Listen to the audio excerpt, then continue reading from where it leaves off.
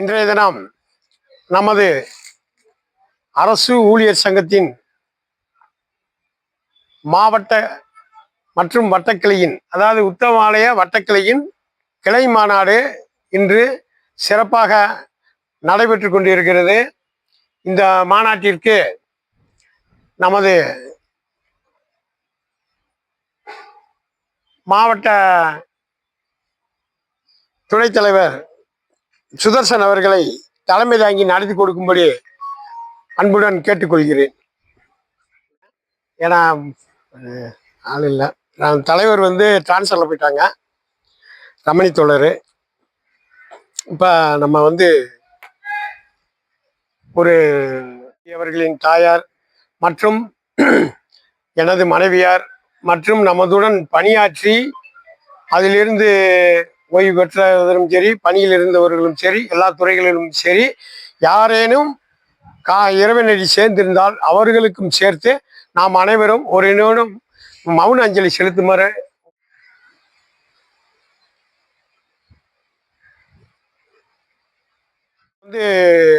எத்தனையோ ஆண்டுகளாக நம்ம சத்ருவை பொறுத்த மட்டும் எடுத்துக்கிட்டிங்கன்னா, ஏற்கனவே நம்ம சங்கம் என்பது எல்லாருக்குமே தெரியும்.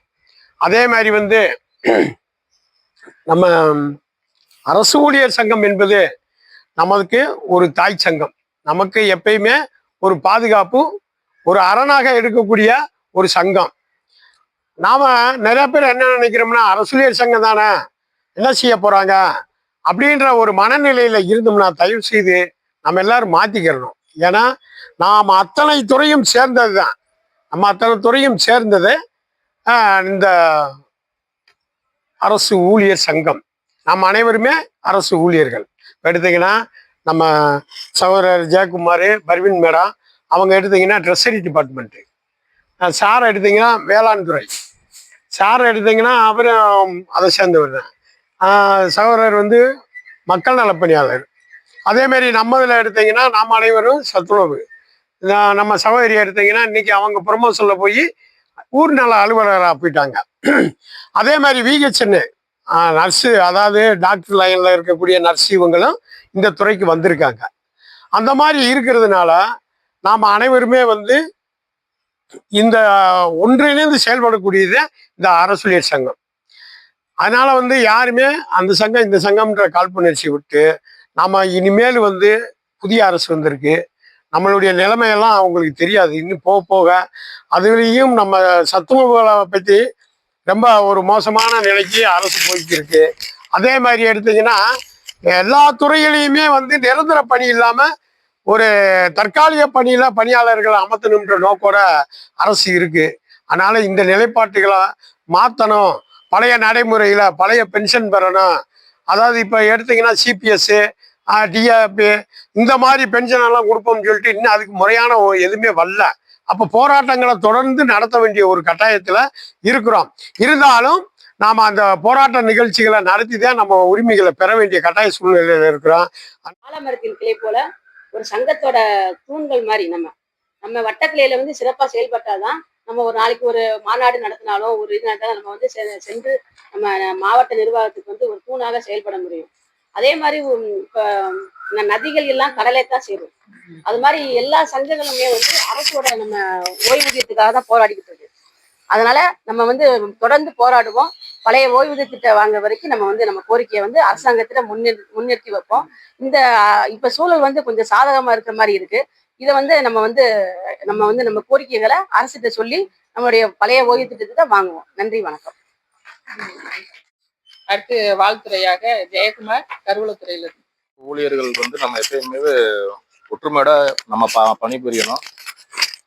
சங்கங்கள்ல இருக்கிற பிரச்சனையை எல்லாருமே ஒற்றுமையா இருந்து, அரசு துறைகள்ல இருக்கக்கூடிய பிரச்சனைகள் நிறையவே இருக்கு.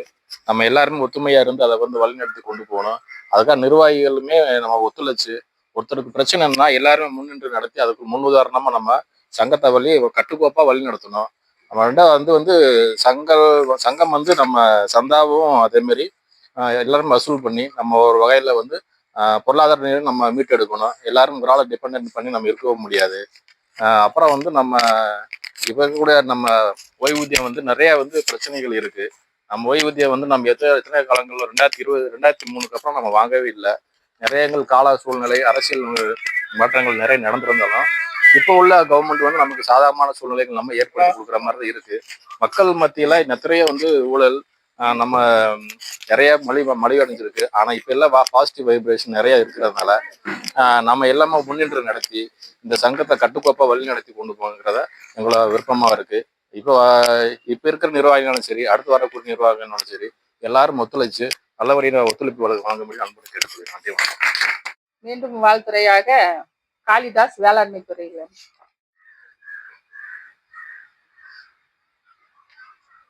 எதிர்கால நடவடிக்கை பற்றி நம்ம அனைத்து புதிதாக பணியேற்றிருக்கும் அரசு ஊழியர்கள் மற்றும் அனைவரையும் அலுவலக ரீதியாக சென்று அந்த சங்கத்திலே ஈடுபாடு செய்ய வேண்டும். இப்போ பொதுவாக சிபிஎஸ் போராட்டத்திலே புதிய சிபிஎஸ் உள்ளவர்கள் யாரும் கலந்து கொள்வதில்லை. அவர்களெல்லாம் இதில் ஈடுபடுத்தி இந்த சங்கத்திலே ஈடுபடுத்தி நாம் அதற்கான நடவடிக்கை எடுக்க வேண்டும். மற்றும் இந்த புதிதாக வருபவர்களைத்தான் அதிகமாக ஈடுபடுத்தினால்தான் நம்ம கூட்டங்களை உறுப்பினர்களை அதிகப்படுத்தி நம்ம சங்கத்தினுடைய வெற்றியடை செய்ய முடியும் என்று கூறி நான் இத்துடன் முடித்துக் கொள்கிறேன். நன்றி, வணக்கம். மாலை நேர வணக்கத்தை தெரிவித்துக் இப்ப நம்ம சத்துணவுக்காரங்களும் என்ன நினைக்கிறோம், நம்ம சத்துணவு தானே அரசு ஊழியர் சங்கம் நம்மளுக்கு எதுக்கு அப்படின்னு நினைக்கிறோம். நம்ம தாய் சங்கமான நம்ம அரசு ஊழியர் ஒரு போன் ஒரு நிமிஷம் பண்ணாலும் கூட, மேடம் எங்களுக்கு இது சம்பளம் ஏற லேட் ஆகுது, எங்களுக்கு அரியர் லேட் ஆகுது, ஒரு பிள்ளைக்கு சம்பளம் ஏறாம இருக்குன்னு சொன்னா கருவூலைத்துறைக்கு நம்ம பர்வீன் மேடத்துக்கு போன் போட்ட உடனே அவங்க அதை செஞ்சு கொடுக்குறாங்க. அதனால நம்ம அரசு ஊழியர் சங்கம் நம்ம தாய் சங்கம். அந்த தாய் சங்க வழிகாட்டுதல் பேர்ல நம்ம சத்துணவு ஊழியருக்கு என்ன செய்யறோமோ அதை விட பன்மடங்கா நம்ம அரசு ஊழியர் சங்கத்துக்கு வந்து ஒத்துழைப்பு கொடுக்கணும். நம்ம அண்ணன் இப்ப குமரே இருக்கந்தட்டிக்கு உங்களுக்கு கொஞ்சம் நல்ல ஒரு ஃப்ரீயா இருப்பாங்க. அவர் போன அப்புறம் நீங்க எப்படித்தான் வேலை பார்க்க போறாங்கன்னு தெரியல. அதனால நமக்கு வந்து முக்கியமா இப்ப நீங்க என்ன செய்யணும் அப்படின்னா, அரசு ஊழியர் சங்கத்தை நீங்க நாடி அவங்களுடைய ஒப்பீனியன் உங்களுக்கு என்ன தேவை அவங்ககிட்ட கேட்டா அவங்க அதை செஞ்சு கொடுப்பாங்க. நம்ம அரசு ஊழியர் சங்கத்துல தாய் சங்கம் நம்ம ஒரு கஸ்டமர் தான், மேடம் எனக்கு ஒரு கஷ்டம் இருக்கு, இதை நீக்கி வைங்க, எங்க ஆபீஸ்ல எனக்கு ஒரு கடுபடி இருக்கு, இதை நீங்க வந்து பாருங்க அப்படின்னா அந்த இடத்துல வந்து அவங்க அம்மா நிப்பாங்க.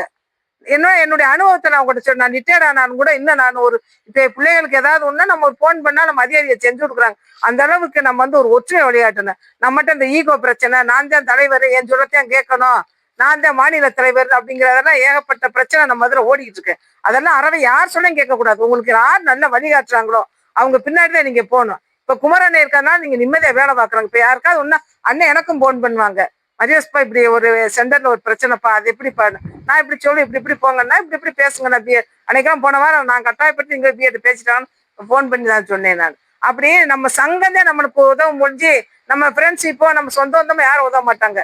தாய் சங்கமான அரசு ஊழியர் சங்கத்துல சார்லாம் நம்ம விஷயத்த போய் எத்தனை நாள் கலெக்டர்கிட்ட பேசியிருக்காரு, நம்ம பிஎட்ட பேசியிருக்காரு, அரசு ஊழியர் சங்கம் தான் போய் பேசுது நமக்காக. ஓய்வூதிய சங்க மாநில செயற்குழு உறுப்பினர் அவர்களை வாழ்த்துறை வழங்க கூப்பிடுறேன். அனைவருக்கும் வணக்கம். ஏற்கனவே நேரமாகிட்டு இருக்கு. அந்த தமிழ்நாடு சத்துணவு மற்றும் அங்கன்வாடி சங்கத்தின் மாநில கிளையின் சார்பாக நன்றி கலந்த புரட்சிகர வணக்கத்தை தெரிவித்துக் கொள்கிறேன். இப்போ சங்கம் என்பது எல்லாத்துக்குமே அநேகமாக தெரியும். சங்கம் தங்கம் செய்யாததை தங்கம் செய்யும் நம்ம தலைவர்கள் சொல்லியிருக்காங்க. அதே மாதிரி தங்கம் செய்யாது தங்கம் செய்யும் முதல்ல புரிஞ்சுங்க. சங்கம் இருந்தால் தான் நமக்கு ஒரு வழிகாட்டியாக இருக்கும். இப்போ மதியபுருஷன் சொன்ன மாதிரி எல்லா பிரச்சனையும் ஆட்சி வந்து திடீர்னு நான் மட்டும் வண்டிக்கு போய் சொன்னால் 2 அறை விட்டு அனுப்பிச்சி விட்டுருவேன். அதே டைமில் ஒரு சங்கமாக போனோம்னா உண்மையிலே பயந்துக்கிட்டு திடீர்னு நான் நம்மளை மறித்து உட்கார வச்சு போடுவேன். அதனால பயப்படுவேன். ஏற்கனவே நான் எல்லா விஷயமும் பேசிட்டேன். இப்போ நாங்கள்லாம் வந்து ரிட்டையர்ட் ஆகிட்டேன், என்னை பற்றி பிரச்சனை இல்லை. அடுத்த 5 மாதத்தில் வந்து நம்ம தோழர் குமர் ரிட்டையர்ட் ஆக போகிறாரு. ரிட்டையர்ட் ஆகி போனோன்னே எங்கள் சங்கத்தில் வந்துடுவார். அதுக்கடுத்து உங்களை பாதுகாப்புகளுக்கு சென்ஸ்ன்றதை யாருமே இல்லை. அதனால் நீங்கள் தான் நீங்கள் வந்து இன்னும் கிட்டத்தட்ட 20 வருஷம் 25 வருஷம் வேலை பார்க்கக்கூடிய பிள்ளைங்க தான் இருக்கு, எங்கள் பிள்ளைங்க மாதிரி இருக்கீங்க. நீங்கள் வந்து முன்னால் வரணும், தொண்டர்களும் மற்ற ஆளுகளும் போகணும். போக வேண்டிய நிர்பந்தம் நீங்கள் தான் எடுத்துக்கணும். அதாவது ஒரு புறா கூட்டத்துக்கு ஒரு புறா கட்டம் இருக்கு, அதுக்கு ஒரு தலைவர் புறா இருக்கு. அப்போ எல்லாமே அப்படியே இட போகிறாங்க. இட போகும்போது காட்டுக்குள்ளே வந்து மனிதன் நடமாட்டம் இல்லாத இடத்துல தானியமாக கிடக்குது.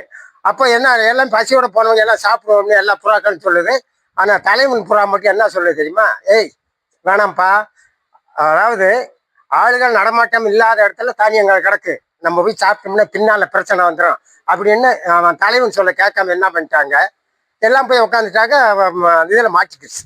அப்போ கடைசியில் என்ன செய்யும் தலைவர், அது ஒன்று விட்டு பறந்து போகலை, எல்லாம் மாட்டிட்டாங்க. எல்லாம் போய் சாப்பிட்டோம், நம்ம உயிரோட போயிடும்னு அது நினைக்கலாம். ஆனால் அது வந்து மாட்டிக்கிடுச்சு.